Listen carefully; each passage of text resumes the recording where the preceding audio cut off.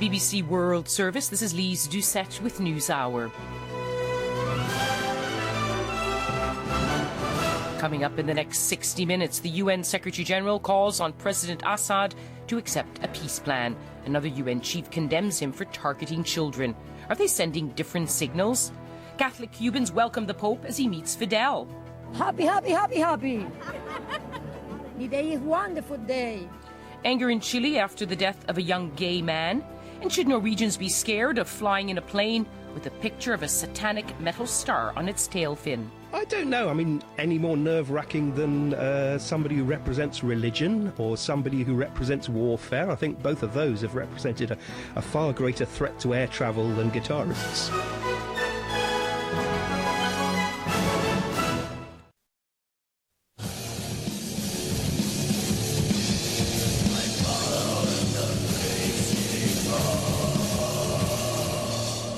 The music of a Norwegian black metal legend known as Euronymous, murdered by a rival guitarist in 1993. But the memory of a musician known for his satanic imagery lives on. He's been chosen by Norwegians in a contest by their low-cost airline to find an image for their plane's tail fins. He beat out other heroes, including a soldier who died 2 years ago and a Lutheran reformist. It may seem an odd choice for Norway.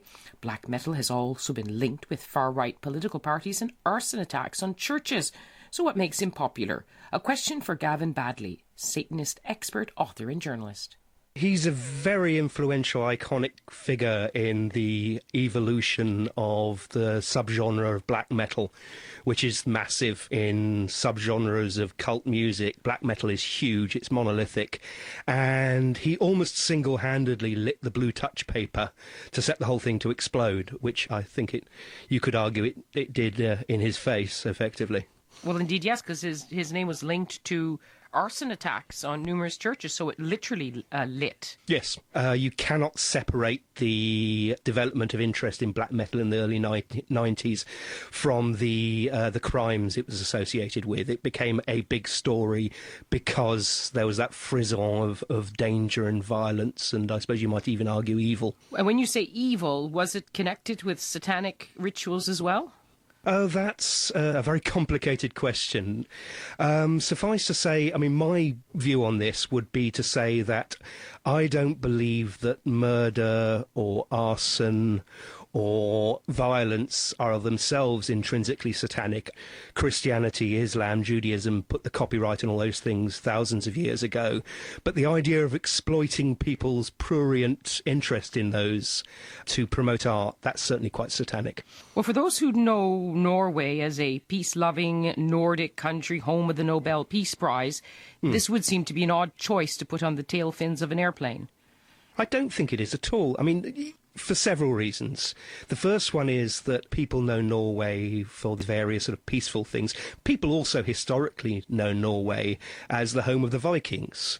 And while many historians like to emphasise the aspects of the Vikings which were sort of more cultural and peaceful, of course, the thing we remember the Vikings for mostly is getting off boats and killing people.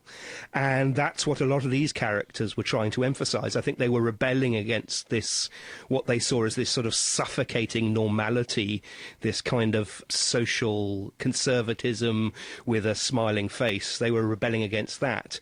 And there's no two ways that while the version of Norway you're describing is at the forefront of many people's minds, for many other people, and a lot of the guys I know who are into metal, Norway means all the things that were popularised by Euronymous. It means Vikings, it means sort of enormous epic forests full of mythic trolls. It means all these sort of dark, exciting, legend-wreathed things, which black metal's all about. But it is interesting that he seemed to have collected the highest share, leading over a soldier who died in 2010, a Lutheran reformist. What does that tell you about the kind of people who were voting? I think it tells us that there are surely, and we don't know, but there are surely lots of reasons why people might vote for someone like Euronymous. I mean, I suppose one reason might be he looked quite cool, he looked quite interesting on a tail fin. Other reasons, I think, are that perhaps a certain level of mischief. You might equate the black metal revival with punk. It has that same kind of trying to shake up the Snowdome, trying to create a kind of blizzard of controversy that upsets the apple cart, gets people thinking.